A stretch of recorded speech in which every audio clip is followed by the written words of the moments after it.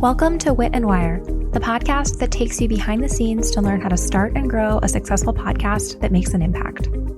I'm your host, Melissa Guller, and as an experienced podcaster and teacher, I knew that I wanted to help more diverse podcasters launch amazing shows. So in each episode of Wit and Wire, I invite fellow podcasters and industry experts to share their best tips, resources, and strategies for podcasters of all experience levels. Today, we continue our podcast format series with an extremely popular format, if not the most popular. Of course, I'm talking about interviewing. And unlike the previous formats we've covered, where voices were equals, like co-hosts, the interview format introduces a clear distinction between two roles, the host and the guest. If you haven't already tuned into the first 3 episodes of the series, I'd highly recommend it. They don't need to be listened to in order, but the first 3 episodes in the series covered the solo format, co-hosting, and panel podcasts, and this episode is the 4th out of 5 in the series. And it's a big one, because interviewing is a popular format for good reason. Interviewing offers countless benefits for everyone. I'm not just talking about you as the host, but for your guest and, of course, for listeners too. So in today's episode, my guest Angie Trueblood and I are going to talk about being on both the interview side and the guest side of the microphone. We'll talk about the power of being a podcast guest and why it's one of the best ways to get visibility for your business. On the host side, we'll talk about the qualities to look for in a great guest and how you should prepare for the interview. Lastly, we'll talk about the essentials of a great pitch and how both the host and the guest can leverage the finished episode to mutually grow their podcast or businesses. As a podcast visibility expert and the host of the Go Pitch Yourself podcast, Angie Trueblood knows that the only perfect pitch is the one that leads with value and focuses on building a genuine connection. Whether she's teaching entrepreneurs how to pitch themselves or working behind the scenes to secure opportunities for others, Angie leverages her super connector powers to grow businesses and build long-lasting relationships. When she's not working with her clients or being active in her local community, she loves exploring Richmond, Virginia's parks and playgrounds with her 2 kiddos, checking out new restaurants with her hubs, and laughing about motherhood over cocktails with friends. So Angie, welcome to the podcast. Thank you. Thanks for having me, Melissa. I'm so excited to finally virtually meet you. I know. After connecting over guests that you've recommended to my show, like former incredible guests Tasha Booth, Natalie Sisson, I'm excited to finally get you on my show. Yeah. I'd love to start off by learning a little bit more about you. So how did you first start your online business?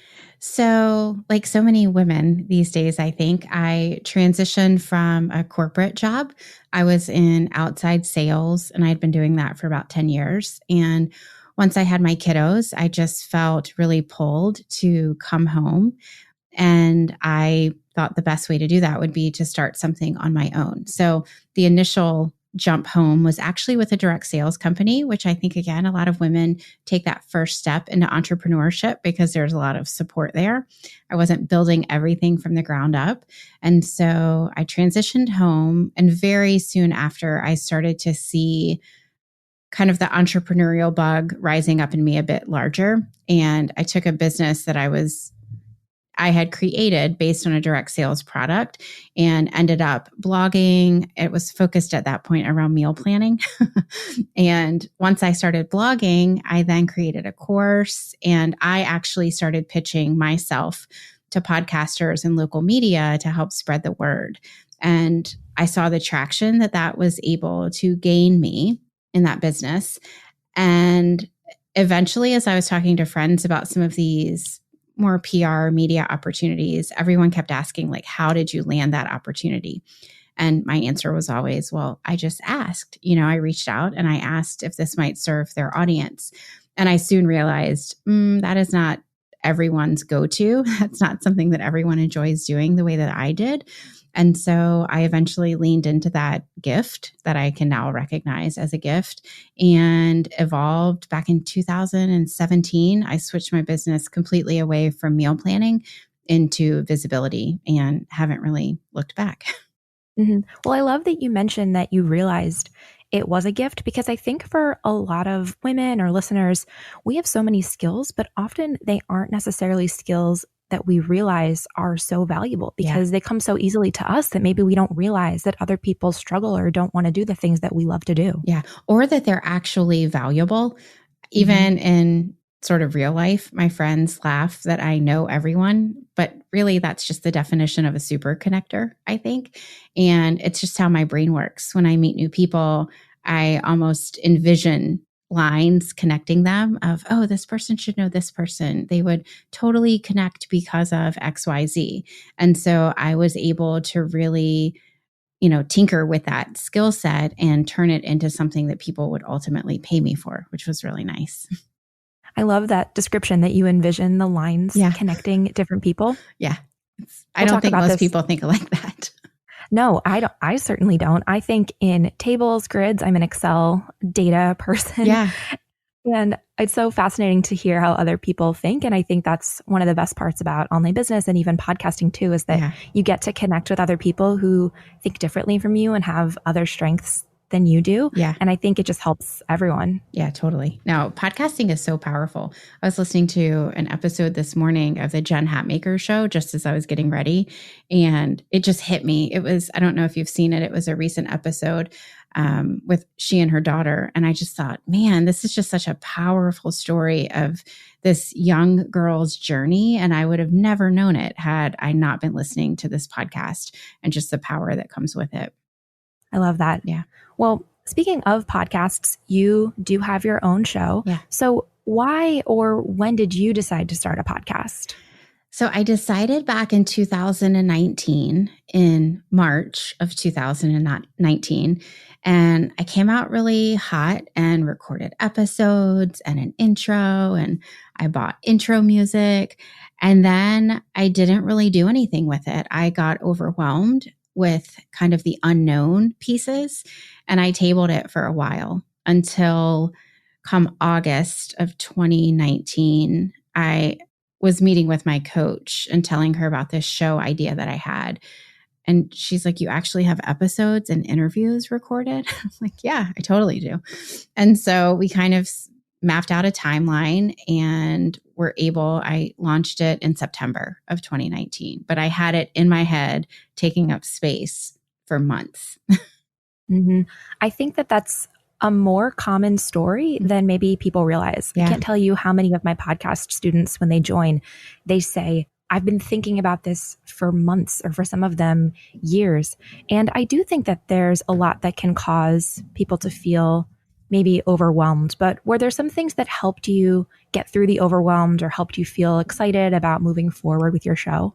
Yeah, I think part of it was bringing my expectations a bit down to reality, because I have a service-based business. So there's a lot of client work that I do in my business, and I was growing a team at that point.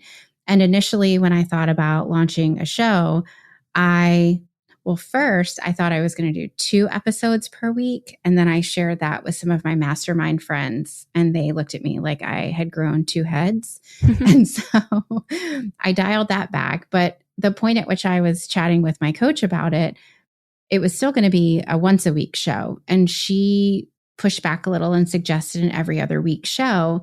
And everything in my kind of, not overly perfectionist, but when you know kind of the best way to do something, it's sort of hard to dial back the way that you're going to do it if it doesn't meet those expectations.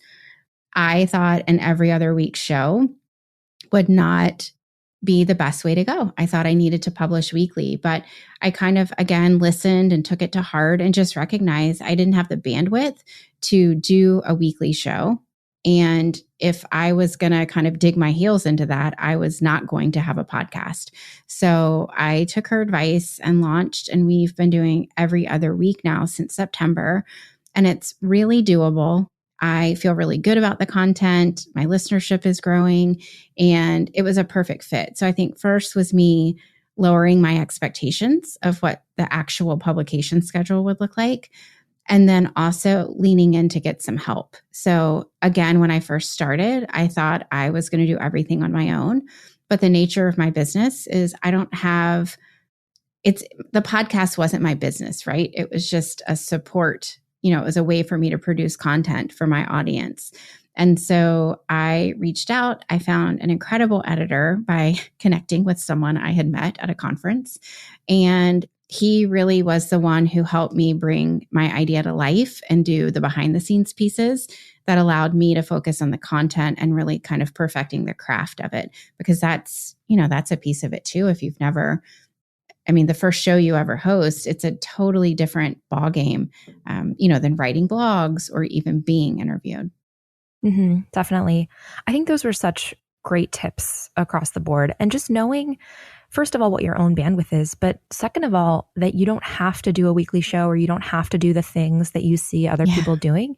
I think what's most important maybe to consider is just what feels right for you and what you're able to sustain. Because if you can't do a weekly show or that feels like too much to start, then maybe your podcast doesn't even get off the ground or it feels like this burden right from the start, which is no fun. Yeah. And I didn't want to risk going into it and then pulling back. I thought it would be easier to go into it every other week. And then if I feel like, oh, this is coming really easily to me, I could always ramp up, I just felt like that would be the better way to go than to jumping for the stars, whatever that saying is, I think too that's quickly. great advice. Because like you said, it's not just even with the podcast, with all things about your business, you can always add more later. And I think that's maybe not talked about enough. Like what we see with the very successful people who've been doing their business, doing their podcast for years, of course they have a ton going on, but it probably didn't look like that in episode 1. So you can always release more frequently. You can always do more, but start off with what feels attainable. I think that's great advice. Yeah, for sure. Now, speaking of your show's growth, how has your show grown over time? And, I don't need specific numbers necessarily, but compared to when you started, how have things evolved? So when I launched Go Pitch Yourself, I actually had a free Facebook group at the time. So I had a little bit of an audience. It wasn't a huge group, but it was people who were familiar with what I was doing and interested, in learning a bit more about me. So I was able to launch with what I felt like with the size of my audience. My email list was super small at the time. I think it was definitely under 100. So I was definitely not launching to a large audience. And I feel like the show has helped me better connect with that audience and to kind of grow with them over time. So it's two components, really. I feel like I've deepened my relationship, which is so funny to say when you're hosting a podcast. But I do feel like I have this connection to my audience. So I've been able to deepen that relationship with the folks who I already knew going into it. But then also I do guest on a good number of shows. And I feel like the podcast is such a natural way to draw people back to me. And then they can really get to know me and know whether myself and my philosophies are a good fit for me or not. And so over time, I've seen listenership grow pretty steadily. It's also kind of nice to see little spikes of growth in there and be able to correlate those to different activities. But it's definitely been more of a slow roll, but I'm excited about it because a lot of the people that stick with me week after every other week end up being really great potential clients and, students in my courses. So I feel like it's moving in the right direction and I get good feedback. And so I know I'm serving a niche that's not, because it is such more of a specific show. I know there's not a lot of people out there really focusing on, the topic of podcast pitching or visibility week after week. Mm-hmm. But I think having an audience that's really engaged and, like you said, you're building this relationship with them over time, I think that matters more than the sheer number of listeners, because you could have 100,000 downloads in your podcast, but if none of them want to work with you or buy any of your products, then I don't know how much that relationship can really progress. So I think much as people like to talk about, the big fancy metrics, or I know I have maybe some issues with vanity metrics like Instagram followers, I think that quality of the relationship and the number of people who actually want to pay you money matters a lot more than just your sheer download count. Yeah. And it was evident to me when I first launched the program, and that was probably 5 months after the podcast launched. And when I went back, because I am a numbers geek, I know I see lines when I think about people meeting each other, but I'm definitely a data nerd. And so after the program launched, I really wanted to find out, well, where did these people first find me? And so when I did a poll of the students, it was definitely either my podcast or someone else's podcast. So podcasting is a big driver of people kind of meeting me and then getting to know me. And I think that's true for almost anyone that has a podcast, if you're doing it right and you're really focused on delivering good content to your listeners. Great point. And speaking of your students and really just your business, how does your podcast support your business growth? Maybe you can take us behind the scenes on that a little bit more. Sure. So my business has two components to it. So we have the one-to-one client work where people come to us and I have a small team on that side. They want us to do the strategy work for their podcast visibility. And really what that means is we pitch them to be guests on other people's shows, and we kind of help support them as they get those opportunities. So they hire us to formulate their strategy, do all that back end work, and then pitch them to be on shows, get them scheduled, and all of that stuff. So that is really more of a concierge experience with myself and my team because you get all of our brains on it. And then the other side of the business is the program, the Go Pitch Yourself program. And that is what you would think of as a traditional course, but with a lot of support from me in terms of Q&A. We've got some really solid bonuses in there so that people can learn how to develop their own podcast strategy. So they learn how to pitch themselves for really relevant shows that have a likelihood of converting, and how to do that without sounding like a robot and with the intent of creating a relationship. Because I feel like that's really what's kind of missing out in the space is that human connection when you're looking for shows to be a guest on. So those are the two pieces of the business. And the podcast supports both, but in different ways. I would say most of my listeners of Go Pitch Yourself would likely be interested more in the program route, like learning how to pitch themselves. A good number of my listeners are also interested in pitching their own clients. So they're trying to learn how to do that. And so it can drive people for sure to the program side of my business, but it also gives me a bit of authority in the space for people who might be interested in working one-on-one with us. So the beautiful thing, and I do this whenever I'm interested in working with someone new, especially in more of a one-to-one or like a VIP type relationship. If they have a podcast, I am binging that podcast so I get a good sense of who they are. Not necessarily because I want to learn from them, especially if it's something that I want them just to do, but because I want to get a good sense of them. And so I think the podcast really supports the one-on-one work by allowing people kind of a sneak peek of who I am. Am I legit? Do I know what I'm doing? Am I someone that they feel like they would get along with well enough to commit to a 6-month contract? So it supports that piece of it in the authority space.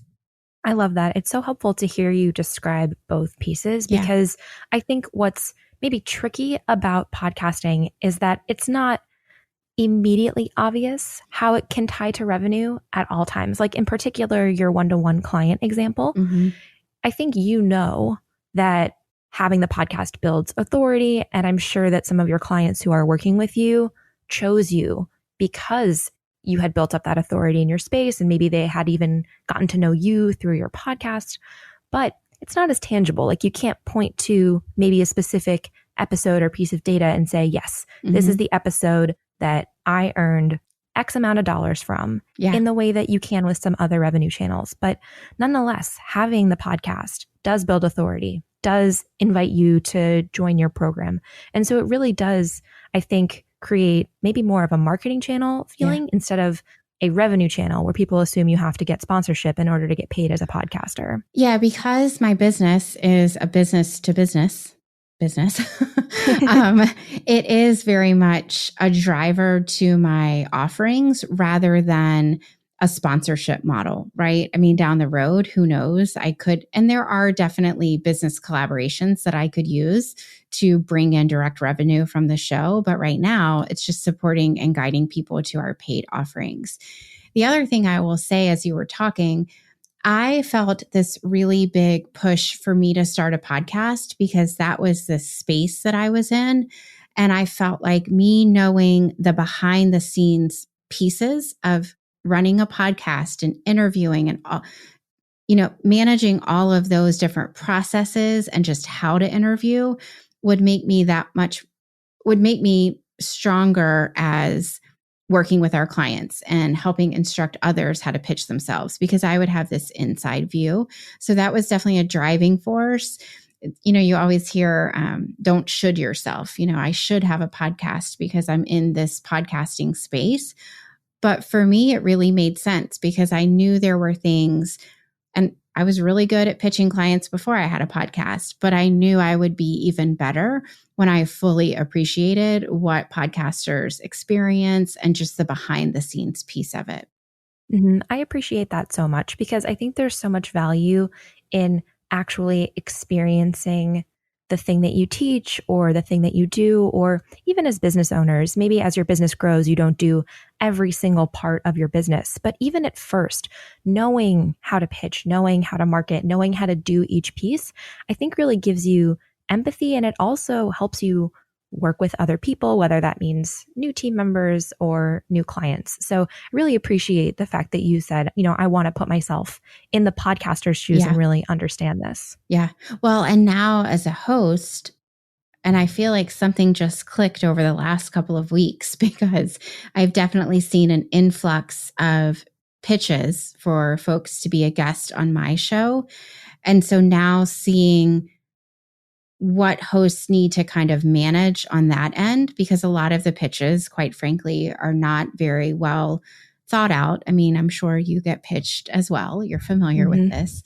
And so it almost gave me even more respect for the podcast hosts that read our pitches, that respond to them, because I know they are getting multiples in a day, and it does have an impact. I mean, my executive assistant, she opens those pitches and we have to figure out a workflow for managing them. So it also gave me a greater respect for that part of the process to make sure that we were being very respectful of the host time. And that just means even sometimes just them taking the time to read it.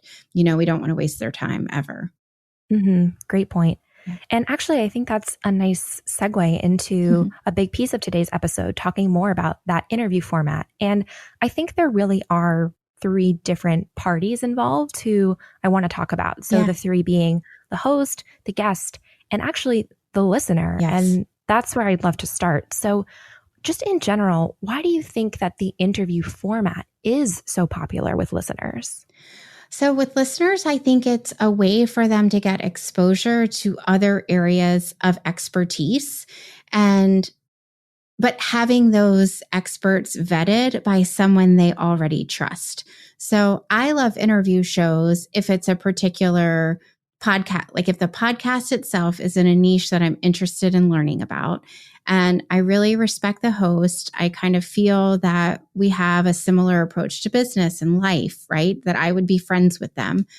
Then whomever they bring on the show, I can already know that, that guest is going to also be well aligned with the host and likely with me.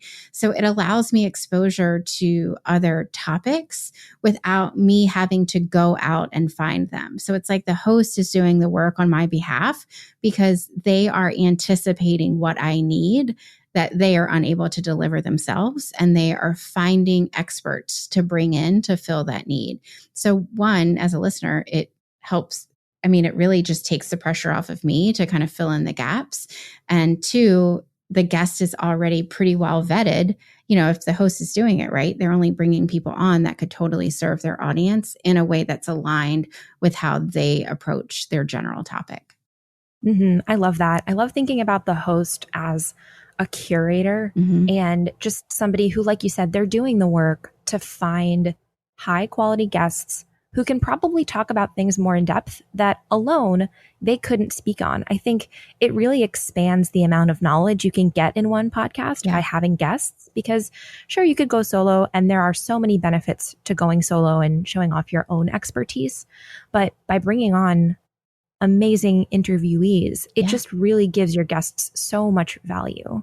Yeah, I interviewed, it's not live yet. It may be when this episode goes live, but I interviewed Jordan Gill of Systems Saved Me, and she's a systems expert. And she's been working a lot lately, helping folks develop their own kind of VIP day or intensive day to sell to their clients. And I thought, oh, she would be great to bring on from a systems perspective, because a lot of folks that want to pitch themselves to podcasts might just want to knock that out in one day. Like they might just want to take 4 hours and create their whole visibility strategy and system, and then be able to do that over time. And while I'm great at systems, I thought she probably knows some, hacks and tips and high level approach to getting intense topics of work done that I'll never know. So I brought her on, and I felt like, yeah, she was totally able to fill the gap between what my people likely can get from me, which is more of the high level strategy piece. And then from her, it's really how to be productive and efficient. So she filled that gap so nicely. And it was me. She doesn't talk about that on a regular basis. She doesn't talk about working in intensive sprints, right? But I knew that her skill set could benefit my people if I could, just shift the topic a little bit. I think that's really interesting. And I think it, brings us nicely into talking about the host's perspective, which is what most of my listeners will identify with. And you're already starting to talk about this, but when you're finding guests for your own show, I think it's so much deeper than just thinking about people that you like. You're already starting to describe this about, what topics do you want to talk about, or what specifically do you want to hear? But how do you find guests for your show, or what's your thought process there? So I really map out, I know the people that listen to my show. I have a really good idea of who my ideal listener is. And they're interested in increasing their business's visibility. Primarily, they like to start with podcast guesting, and that's what I promote all day and all night. I feel like that's the first place if you're going to kind of tackle visibility in your business. Podcast guesting is a great first step. And then I start thinking, okay, well, who can support them as they do this? What are other things they're going to need to be able to convert some of these interviews that they might land into real business? So I've brought Erica Holmes on my show months ago, and we chatted about what should your website look like? Like, what are the key pieces to have on your website when a stranger clicks over to it because they heard you on a podcast, right? And we talked a little bit about even a nurture sequence. Like, what does a welcome sequence look like? Because ideally, at the end of an interview, you're going to have someone opt in to your email list. Well, what do you need to know to make them stay? So I'm always thinking of who are the other experts that can support my people as they step into this space, because it's not just about emailing and getting your pitch accepted. It's about how do you ultimately convert it? And then as I look, okay, we're going to have a couple of interviews coming up on speaking, because that's a logical next step. And I've seen a lot of, I was interviewed actually on a Instagram Live. I've never even done an Instagram Live. And so this poor woman had to walk me through the total logistics of it. But that's another big thing, getting interviewed on Instagram Live. So I foresee that coming in the future. So I more think about the topic first, and then I kind of get the angle that I want. And then because I am a bit of a super connector, I always can kind of come up with like who would be a good fit for that. And if I can't, I'll reach out to folks in my network to see if they might be able to refer someone. So for me, it's always the topic first, unless I stumble across someone who I think is a perfect fit that I need to connect my audience with. Mm-hmm. It's so helpful to hear kind of both. I think most hosts maybe have their own preferences. Maybe some of them like the topic first approach. Mm-hmm. I know I really love thinking about the topics first. Just like you said, you want to anticipate what your listeners would love to hear, and then figure out who can best talk about that. But sometimes you really do just find somebody amazing, and you know that you just have to get this person in front of your audience. Yes. And that works too. I mean, for that, and this is also the part I love about the space that I'm in, it's very much like fitting together pieces of a puzzle. So if I find someone that I know I want to bring to my audience, the first step is, well, why? Why am I so passionate about exposing them to my audience? And then it's like, okay, well, how can I take their expertise or just their experience, right? And shift it a little bit to really be able to fall in line with what my people expect every week that they show up. Because I think that's also important. And I have found that, and especially us pitching other shows, the more engaged shows are the ones that do tend to be a bit more niche because their audience knows every time they show up that it's going to be a really relevant topic. So I don't steer too far off of the visibility space because I don't want my audience to ever question, oh, is Angie going to put out a relevant episode this week? Or, is she going to get someone that's really going to speak to my needs in the visibility space? What's great about a niche podcast as well is that I think it's a lot easier to recommend it to friends. Yeah. Like if I know somebody is looking for info on how to become a guest on other shows, I always refer them to you because now I know like you're the woman in the space who knows about this and who knows the people who know about this. And so you've become easily like the go-to person in my mind. Yeah. It's also easier, I think, as a host too, when you get cold pitches coming in. It's easier to know if they're a good fit or not, right? Because you can either take that topic and it fits nicely under your umbrella, or it's so far out in left field that it's an easy no. I mean, I had someone this week pitch me for Facebook and Instagram ads, which, I mean, visibility is typically earned visibility, podcast pitching and speaking. It's typically an earned media opportunity. And I'm not talking about advertising on my show. So for me, it was an easy, I don't really have to think much about it. I just know it's not a good fit.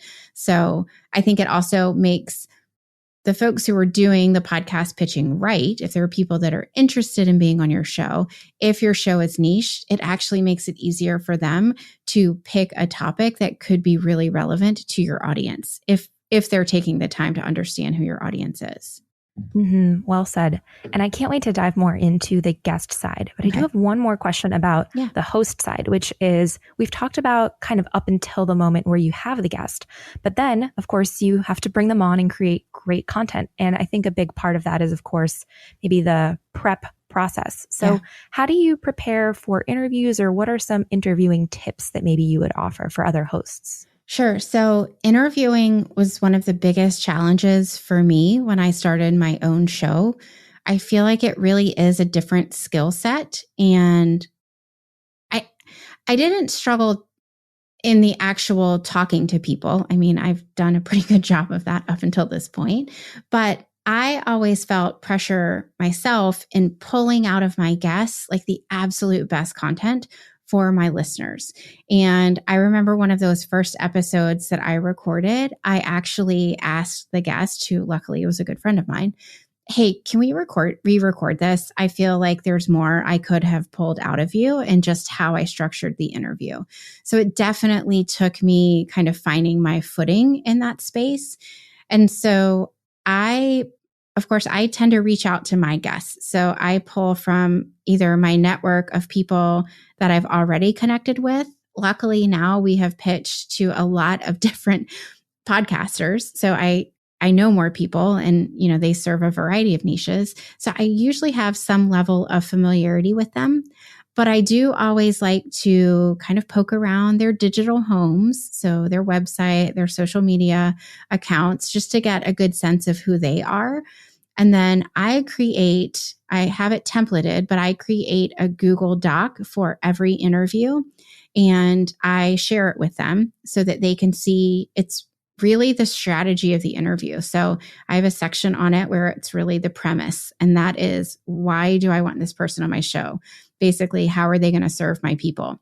And then I have some suggested questions, and it's not for them to answer to me. It's just so that they can get a good sense of where I'm picturing the interview go. And it's shared in a way that they can also comment. So if they want to add any other questions, that's there for them. And I think that lets the guest show up, one, feeling really well prepared, right? Because we've definitely had instances where I've had clients get on shows and we weren't quite sure even the angle the host wanted to take. So I think that's really important, is making sure your guest is clear on what topic you're going to be talking about.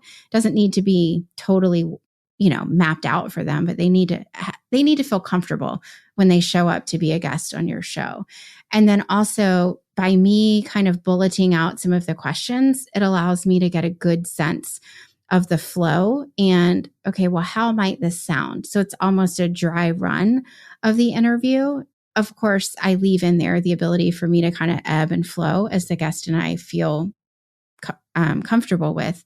But that's sort of the process that I take. And it's definitely worked better than, I feel like I kind of went into interviewing blind when I started, and now I have more of a process down. Mm-hmm. I think that most interviewers will develop a process, but I love that you pointed out that this is a learned skill, because interviewing does not feel anything like a normal conversation. No. And it really does take getting used to. And I hope that people, after their first interview, like maybe they will feel like it was a little uncomfortable, and it probably will be. But the only way to get better is with practice. And the more you interview guests, I think the more comfortable it gets. But it's definitely not an overnight thing. It certainly wasn't for me. No, for sure. And I think, I look at shows and hosts that interview total strangers. And I don't think I've definitely been the total stranger that's getting interviewed, but I don't think I've brought anyone on my show that I didn't have some level of familiarity with. So we'll tackle that bridge, I guess, when it comes. I've been on the other side. I've interviewed a lot of people who I did not know in advance. And I think what really makes the difference is that I stalk these people. Yes. I look at not just their own website, not just their own social media, but I also read articles that have been written about them. If they've been on other podcasts, I'll tune into those shows. And I think really the theme of all of this prep is, no matter your personal style, just going into it with a clear plan and a clear sense of what you want listeners to get out of the episode is what's going to make all the difference. Well, and it's such a great benefit too, not just for the listeners of the podcast, but as you as a podcaster are likely interested in growing your own network. When you have a guest come on and they see your level of professionalism demonstrated in how well you are prepared, that goes a really long way too in them recommending you, whatever your niche or business is. But it just puts you in a different category, likely in their mind, which helps with collaborations in the future. So showing up prepared, it doesn't just benefit your listener, but it ultimately benefits your business too, because it's your brand, right? How you show up to interview is a total reflection of your business brand as well. Mm-hmm. I love that. And it's a great point, because you can do that from day one, no matter how many followers you do or do not have. You have it totally within your control to be super professional and prepared. And that will pay off over time, because those relationships are so key. Yeah, totally. Now, we've talked about the listener, we've talked about the host, and now I'm, of course, excited to talk about your area of expertise, which is the guest. Yes. And I imagine that a lot of listeners might be interested in being a guest on other podcasts to help grow their own podcast audiences. So I'm really excited to dive in. And I think maybe we'll just start with the basics. Maybe listeners haven't considered being a podcast guest before. So what are some of the benefits to being a podcast guest on someone else's show? Well, if you host your own show, which I know if you're listening to this podcast, you likely do, it is such a great way to introduce you to new audiences and to have a really easy ask for them to come back and listen. So it's a great way to showcase either your expertise if you're in more of a business to business type niche, or if you have a journey, right? If you're coming at it from a bit of a different non-businessy angle, it's still a great way to get in front of audiences that are totally cold to you for the most part, kind of meet them in that most virtual podcast way. And then if they like what they hear, if they feel well connected to you, at the end of that interview, it's an easy ask for them to pop over and give your show a listen. And then if your podcast is also kind of, what's the word I'm looking for here? If if your podcast, if they go over and they listen and they fall in love with you, it's typically very easy for them to subscribe and become a listener. And then ultimately they could become, a buyer or a client or a student, depending on what it is that you offer. So it's just such a great way to meet new people and introduce your show to new audiences. And this is maybe a bit of a leading question, but why do you think being a podcast guest is different from doing something like guest blogging? So from the podcast perspective, what I have seen, because we've had clients that have their own shows and clients that don't have their own shows. And so we always will offer, at the end of an episode, often there'll be some sort of opt-in that you can join their email list to get a download. Well, that takes a lot of commitment from the listener to kind of say, hey, I listened to you for 35 minutes. I think you're great. Now I'm going to give you my email address. In this day and age, when our emails are already overcrowded or super busy, sometimes that's a harder conversion than going back and listening to your show. So I think just from the sake of, if you're trying to draw listeners back to your show, having them find you on the same medium that you're asking them to go back to, it's a lot easier of an ask. But then also just the medium itself. I mean, when you're reading a blog, an article, anything written, in your head, you get a little bit of a sense of their personality, but it is so much more vivid and dynamic when you're listening to their voice and you're listening to the way that they respond to questions. You also, remember, are often being introduced to them through someone you already respect. So again, it's kind of like as a guest, you're almost being pre-vetted and kind of introduced to this audience as an expert that the host gives their 100% support of. So there's a lot of different reasons, but I think first it's just that know, like, and trust factor that's different in podcasting than it is in blogging, I think. And then it's just the medium being so easy for you to find someone on a podcast and then go back and listen to their podcast. Such a great point. And when they're thinking of other podcasts, what should they be looking for in another show? For example, should it be a podcast that talks about exactly the same topic as them, or what would you recommend? So definitely not the exact same topic. And I think that's where a lot of people spin their wheels in the podcast guesting space, is because they're pitching shows that are in the same exact niche as them. So I don't know of many other shows that talk just about podcast guesting, but if they were out there, I would not pitch myself to them unless I had a really unique spin on it. What we aim more for are complementary shows. So if you think about who your ideal listener is and you think about, well, what do they need? What else is going on in their life around the same time that they might decide to tune into my show? Those are the types of podcasts that I pitch to. So for me, we help with podcast guesting, obviously. Okay, well, what's happening in my people's life that might spur them to want to learn more about it? Well, a lot of them have actually just launched their own show or are interested in scaling their podcast. And so they recognize that podcast guesting could be beneficial. So it makes sense for me to be on a show like yours, Melissa, because the people that are listening are invested in growing their show. So the more types of complementary shows, and there's definitely more niches of complementary shows, than just one or two. We've had clients for over a year and we're constantly uncovering new complementary niches. It's just a matter of making sure, and I'm all about, collaboration over competition. So I'm not saying that when I use the word competitive, I don't mean like a real angry competition, but it's just a better conversion also for you as a guest if you're on shows to where no one has really filled the expertise that you're filling on that show. I think that makes so much sense. The complementary niches instead of just a direct, exact overlap. And I think thinking about, like, do you have the same audience versus do you have the same expertise could also be helpful. Totally. Yeah. It's also, yes, because there are definitely people who have the same, and I've been on shows before that are totally complementary to what I do, but they've had a couple of guests on there who talk about podcast pitching and podcast guesting. And so when I have pitched for shows like that, I just tweak my topic so that it's different than what these other experts have talked about. It's really this ability to be able to flex your expertise to suit different types of shows.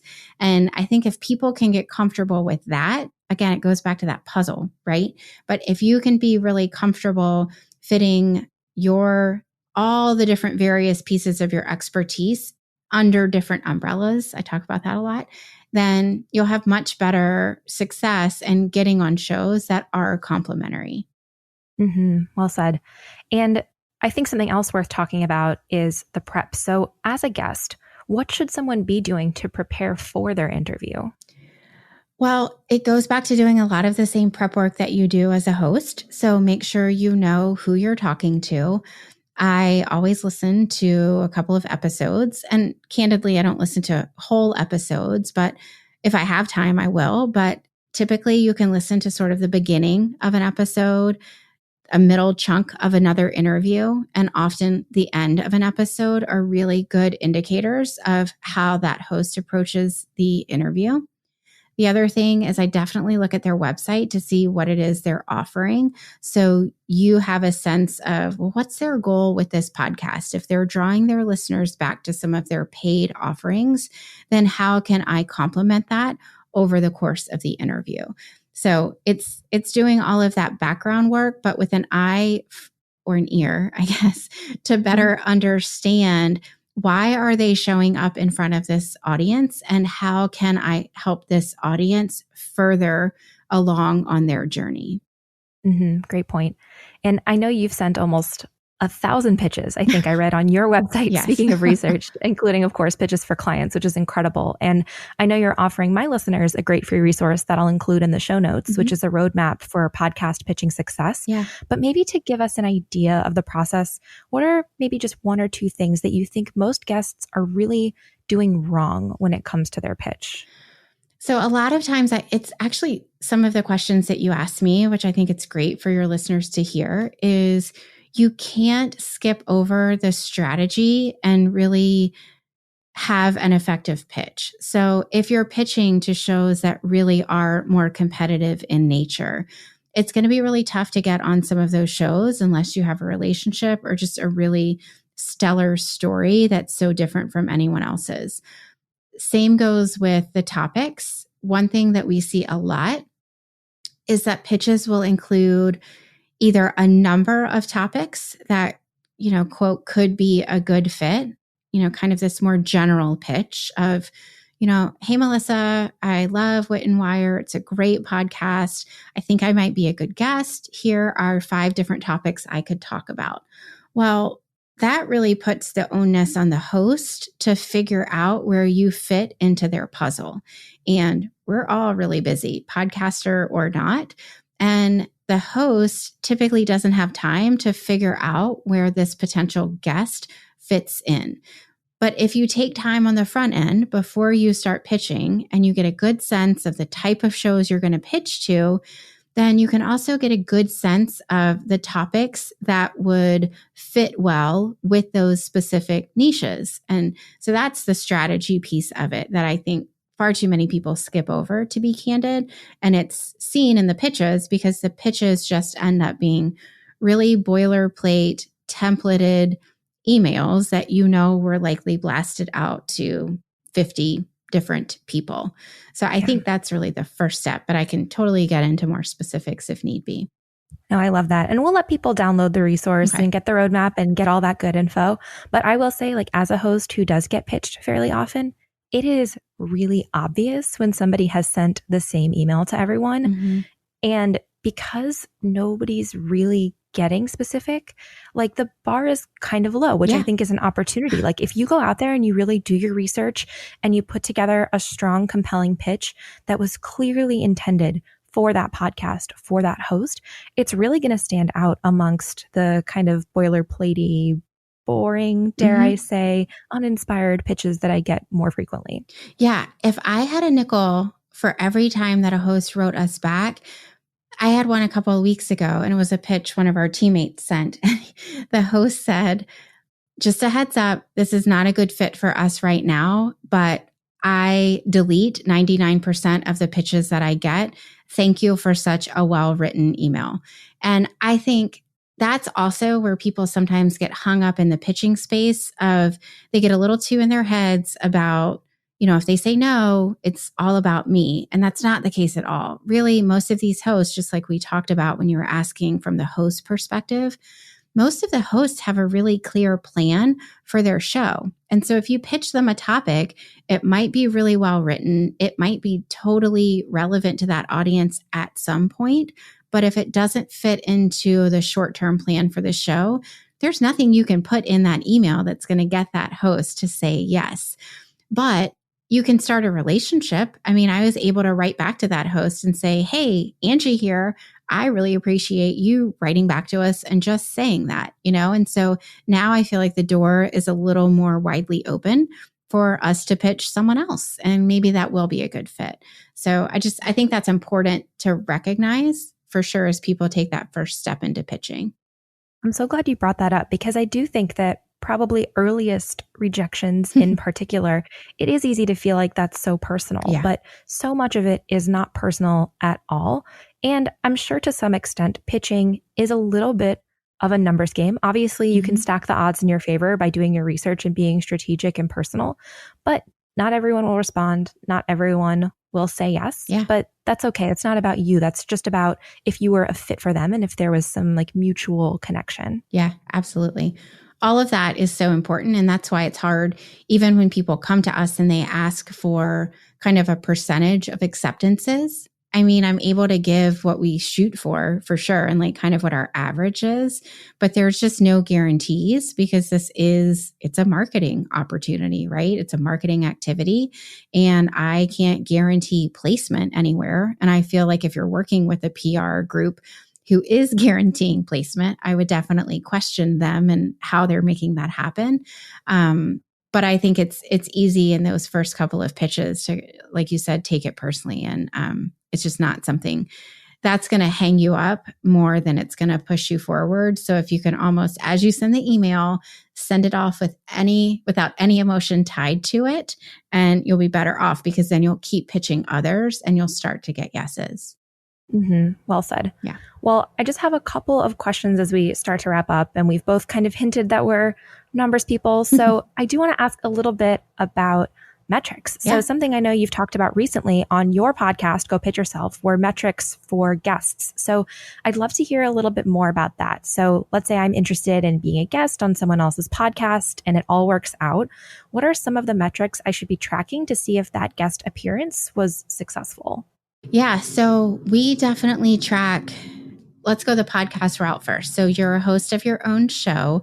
One thing I love to look at are my Go Pitch Yourself downloads the day that my interview episodes go live. So I noticed this early on. It was back in December of 2019.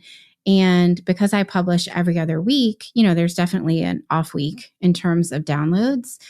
And I was looking in Libsyn and I saw this spike in an off week, which wasn't normal. And it was the day that I had an interview episode go live. So I was able to very easily correlate that interview with increased downloads to my show. So I think that's a first thing is definitely track your podcast downloads. And if you're a total numbers nerd like Melissa and I, you can even get into the minutia of looking at the day and see what kind of growth you see the day that interviews go live. So that's the first thing for hosts. We also track opt-ins. So we always give a call to action of joining an email list for some sort of freebie. You mentioned my roadmap to podcast pitching success. And there's a couple of ways you can track interest in that. So we use Pretty Links to sort of get a general idea of how many people are clicking over for different shows.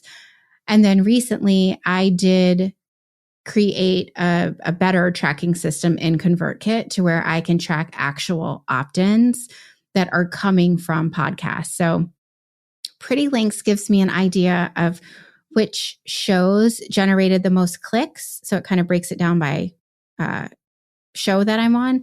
But then over in ConvertKit, I'm actually able to see, well, how many people joined my email list from me being a guest on someone else's show. And I can compare that to my opt-ins for Facebook ads and then my opt-ins for just my native website opt-in. So I think that's a really big one to kind of track. Also, if you're offering a one-to-one client service, it's really important as you have people schedule calls with you, discovery calls, to say, where did you find me? Because I have absolutely had one-to-one calls that have come from interviews. They'll put right on the form, I heard you on XYZ's podcast, and we've closed deals and worked together for extended periods of time. And then you mentioned before too, kind of your aversion to vanity metrics. Same. But just for fun, we track them. So we all track them anyway. I know. So we track Facebook and Instagram, and that's pretty much it. I have had some clients who are more visible on LinkedIn, but I don't know enough about LinkedIn, admittedly, to know if tracking even would make sense in that space.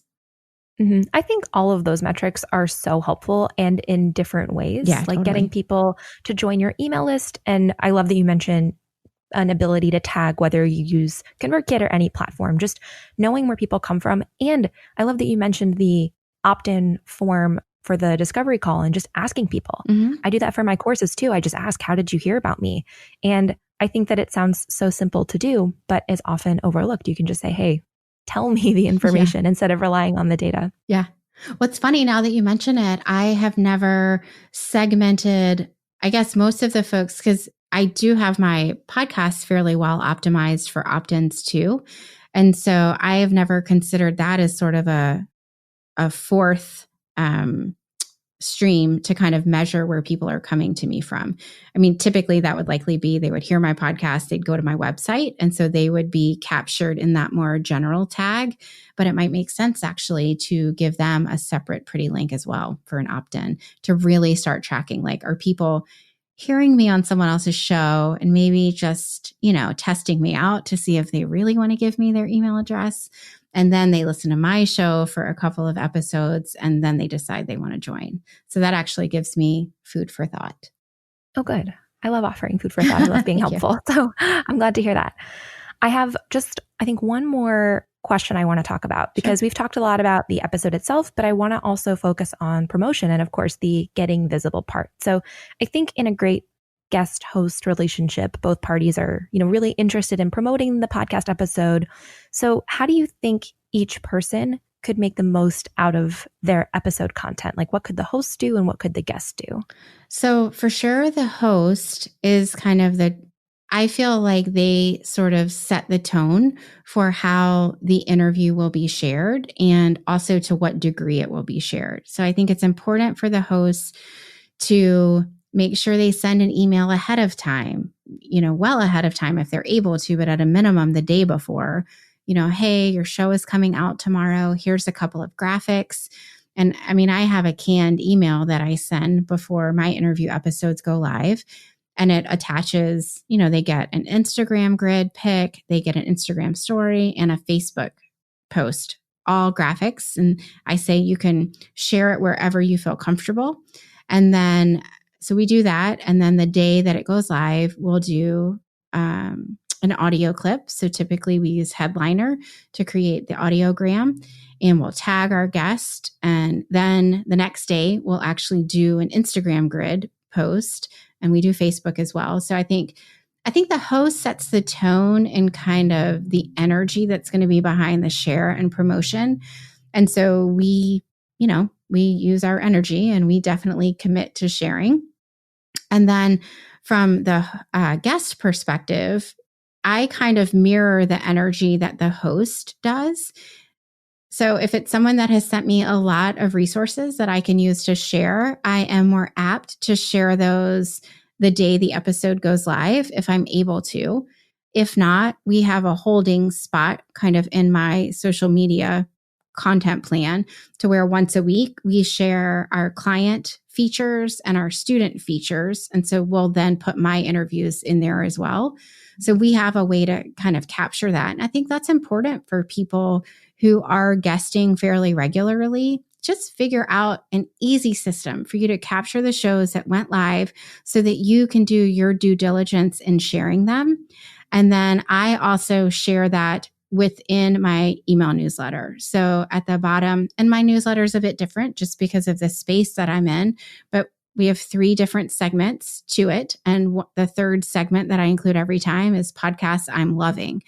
And so often those will be interviews that I have had, on other people's shows, and I'll share those to my email list. But I just think it's important also to not just share it as a guest as like a one and done, right? And a host as well, to be quite candid. Like, you've spent all this time here. You and I have spent at least 47 minutes recording this episode. There's a lot of really good content in here. So it can be pulled a lot of different ways and repurposed over time without us needing to recreate the wheel and go interview a ton of other people or create a lot of other content. So I think it's important for folks to share it when it goes live for sure, but then definitely pull content and keep that going and kind of keep that fire burning a little bit. I love that tip because podcast episodes are such like in-depth, wonderful pieces of content. Yeah. And even just from an episode like this, I could pull 5 separate topics and promote this, not even just the week that it goes live, but over time as well. And so maybe instead of thinking about the episode release day as the one and only day you can promote one and only time, imagine rotating content from a few months ago as you start to build out your library, because it'll look amazing for you, the host, to share your guest, to share great value. And like you said, I love that you mentioned that the host kind of leads the way. And any host that has shared my episode, if I've gone on their show, I'm way more likely to share them, to promote their services. There's just this like reciprocity that I feel develops over time. It's really mind-boggling being on this side of it for, like, I see kind of the back end of a lot of shows. And it blows my mind when we discover that an episode went live without the host reaching out to us. And I mean, it's fine either way, but I just think, you poured all of this effort, I hope, into finding this guest, prepping for the interview, actually having the interview, editing, doing all this stuff. And then the day that it goes live, or even the week that it goes live, there's no action taken to promote it. So I hate that, because I feel like it's not been a waste of time, right? Because their listeners are listening week after week, but there's just so much more that could be done with it. It's always really surprising to me. Yeah, I think that there's been so much, great insight throughout the episode, but even just as hosts or aspiring hosts, really leading the way, being clear about the intention of the episode, being clear about when it's going out and how the guest can promote. I think having that kind of open communication is something that I've noticed we've just been talking about the whole time. Yeah. Well, and it kind of goes back to that whole connection piece. And that's, I think, why I love podcasting so much, because it is an avenue to meet new people and develop that relationship with it. So thank you for recognizing that. I don't know that I fully had. Well, I think that's, a nice way to end, but I do want to just give you one more maybe opportunity to share. Do you have any final words of wisdom to share with our podcasters before we go? Yeah. I mean, I would just first give yourself a little bit of grace, especially in the pitching space, because folks tend to have a little bit of mindset issues, I guess, around that. And like we talked about before, taking a no very personally. And I would just encourage you to kind of twist how you're looking at this, of you're not pitching as it's not all about you, right? It's really about that listener. And by you not pitching to be a guest on other shows, you are holding back your gift, right? What you're really good at and how you could kind of pour into this world. You're preventing you from sharing that with other people by not putting yourself out there. So I think often if you can just twist how you look at it and it be far less about you and much more about serving others, it can help knock down some of that, the challenges and sort of the stigma associated with it. I've never thought about it in that way, but I really loved that shift in thinking, and I hope that listeners do too. Yeah. So just before we go, where can my listeners connect with you or get in touch? Sure. So they can definitely hop over and listen to Go Pitch Yourself, the podcast. Again, we publish every other week. I also have the download. So that is the roadmap for podcast pitching success. And they can find that at angietrueblood.com/witandwire. And that really goes over the 6-step approach and framework that we use with our one-to-one clients and with my Go Pitch Yourself students. So, and also we included the 5 most common mistakes that we see. So there are some real tangible takeaways in there. But yeah, they can grab all of that. And then I'm on Instagram and Facebook too. Amazing. Well, Angie, it's been such a pleasure having you on this episode. And I hope that listeners got as much value out of this as I know I did. Yeah, this is great. Thank you, Melissa. Thank you so much for joining us this week. To learn more about Angie or to check out the other episodes in our podcast format series, check out the complete show notes at witandwire.com/13. Angie is also offering Wit and Wire listeners an incredible free resource you can download, which is her roadmap to podcast pitching success. You heard us talk about it throughout the episode, but the roadmap details the 6 steps needed in any effective podcast pitching strategy, plus the most common mistakes to avoid. Download it for free at angietrueblood.com/witandwire or in the show notes. Before we go, if you're enjoying the podcast or this series, I hope you'll pass it along to a friend. I'd love to help as many new and growing podcasters as possible. So if you think someone would benefit from a little more podcasting knowledge, I hope you'll pass along the link to witandwire.com/podcast, or you can share a screenshot of your phone listening to your favorite episode so far on social media. If you tag me at Wit and Wire on Instagram stories, I'll reshare it and I'll be so grateful. Up next, we're tackling the format I knew the least about, narrative podcasts. This next episode was an amazing learning experience for me since it was the only format I'd never actually tried before, and I'm so excited to share it with all of you thanks to the help of the ladies behind the Tight-Lipped podcast. Thank you again for joining me, Melissa Guller, in this episode of Wit and Wire. I'll see you next time, podcasters.